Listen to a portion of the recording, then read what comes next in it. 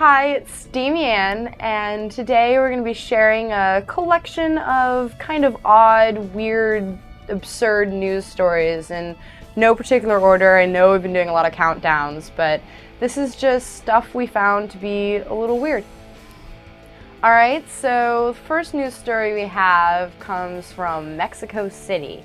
Now, Friday on the 22nd, 150 ferrets were returned to their owner after a high-speed car chase where the bandits crashed their car into a tree and ran and fled the scene. Two of the suspects were apprehended and arrested, but a third one is still at large. The ferrets were all unharmed. We have a sweeter story coming out of Spokane, Washington, where a couple is raising money for their dream wedding by collecting cans. Currently, they have about 18,000 cans in their living room, and their end goal is 400,000 cans, which will give them about $3,800 for their wedding. Next, we're going to take you to Michigan, where things are getting a little bit crazier. Two sisters got in a bit of a brawl, and one of them bit off her sister's nose. She says it's in self-defense, but she is also reported to have kicked a police officer while being arrested and threw a fit in the backseat of the police officer's car. She is quoted as saying that she loves her sister and she's just trying to take care of her. In New Hampshire, there are two people sitting in jail currently on prostitution charges. This is one man, one woman. The story goes like this. The man says that he arranged to have sex with this woman and a third party, but although he paid for it, they didn't follow through. So he called the cops to report their not coming through with the deal, and now the two of them are sitting in jail and the third party is still in question. I don't know if you've ever been listening to loud music while you clean your house, maybe playing a little air guitar, because I know I have, but in Wisconsin, a man was doing just that, and neighbors called the cops after hearing loud music, John Denver by the way, coming out of his apartment, and cops came by and asked why he was playing music so loudly and why there was such a noise disturbance, and he replied, "I'm rocking out." Apparently, in Wisconsin, that can earn you a $210 fine. On January 7th in Uniontown, Pennsylvania, a man who earlier had a domestic dispute with his ex-girlfriend in which he was hit with a frying pan and a table leg, met her at a local Walmart where she had agreed to pay for his prescription fees. Well, he had a better idea, and he grabbed $50 from her, jumped on one of the store's motorized scooters, and made a break for it, still in his hospital gown. Well, they did catch him, and he is currently in jail awaiting his trial. In Rogersville, Tennessee, we have a man who is very upset with his neighbor and his cows. Apparently, his neighbor's cows have been coming onto his property and licking his house for about a month now. They've caused about $100 worth of damage, cracking a window and pulling down a gutter. And when he tried to collect homeowner's insurance on it, they said they do not cover acts of cow. In Murfreesboro, Tennessee, a man has been finally arrested after drunk dialing 911 47 times over the past year. I don't know about you, but when I'm drunk, I avoid cops and 911 like nobody's business.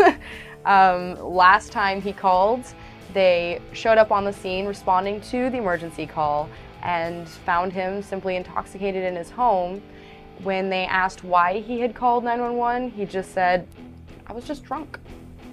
Back in December in Portland, Maine, a maximum security prison had a little mix-up about two inmates named Ismail. One was supposed to get out on bail, but they accidentally released the wrong one. Now, I haven't seen any follow-up stories on this, but at the time of print, the wrong Ismail was still out at large, being searched for, and considered highly dangerous. Whoops. In Indianapolis, two suspects were apprehended for robbing a house. They were caught by surveillance cameras in the house, catching them in the act. The strange thing about this is while they were ransacking the house, one of them heard a crying baby and stopped what he was doing to warm up a bottle and feed him. It's a very tender soul. In Export, Pennsylvania, a 63-year-old man was pulled over for operating a motor vehicle while intoxicated. His blood alcohol level was twice the state's legal limit.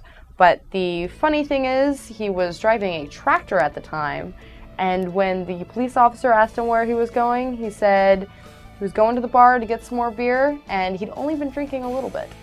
In South Korea, a 68-year-old woman finally passed the written exam for her driver's license. She barely passed with a 60, which is the lowest passing score you can get, and this was her 950th try. All she has to do now in order to get her license is pass the driving exam.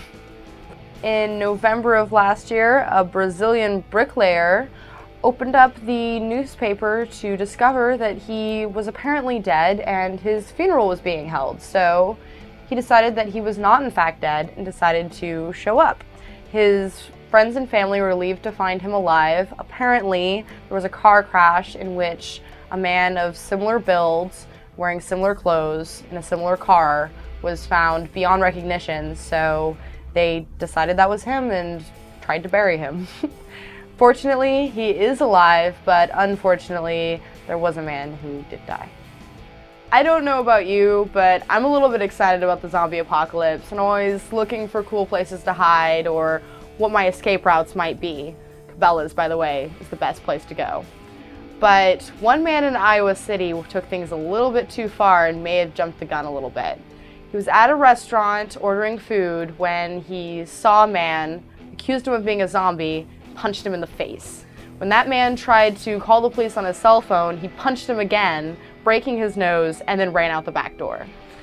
Police took the man who was assaulted to the hospital, and I have seen no other reports about locating the assaulter.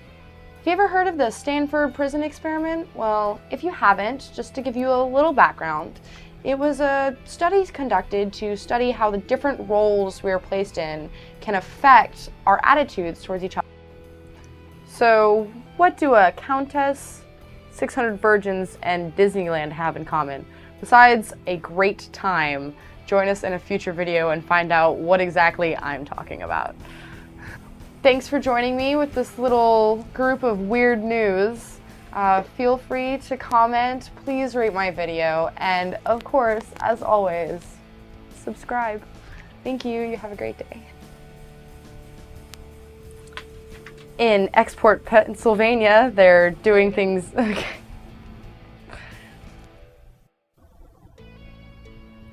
In South Korea, how old is she? She's 68. 68, nice. We want her on the road.